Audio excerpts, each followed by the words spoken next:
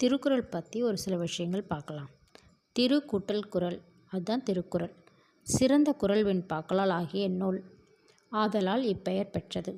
இது 14 கீழ்க்கணக்கு நூல்களில் ஒன்று. குறள் 2 அடி வெண்பா. திரு சிறப்பு அடைமொழி. திருக்குறள் என்பது அடையடுத்த கருவியாக பெயராகும். குறள் உலகப் பொதுமறை, அறவிலக்கியம், தமிழர் திருமறை, மனித நாகரிகம், பிற நாடுகளில் தோன்றும் முன்னரே மனித வாழ்வின் மேன்மைகளையும் வாழ்வியல் நெறிகளையும் வகுத்து காட்டிய நூல்.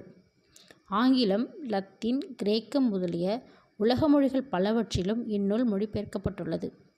ஆளும் வேலும் பல்லுக்குறுதி, நாளும் இரண்டும் சொல்லுக்குறுதி, பழகு தமிழ் சொல்லருமை, நாளிரண்டில் என்னும் பழமொழிகள் நூலின் பெருமையை விளக்குகின்றன. இவற்றுள் நாள் என்பது நாலடியாரையும், 2 என்பது திருக்குறளையும் குறிக்கும்.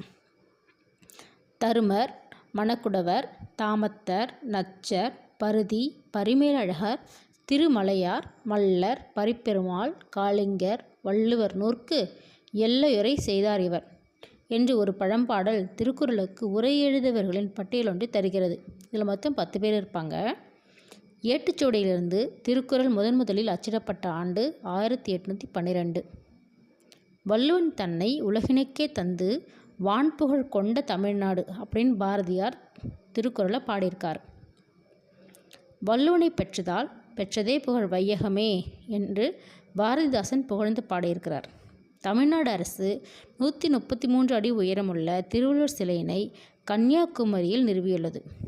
திருவள்ளுவரின் நினைவை போற்றும் வகையில் வேலூரில் திருவள்ளுவர் பல்கலைக்கழகம் அமைக்கப்பட்டுள்ளது.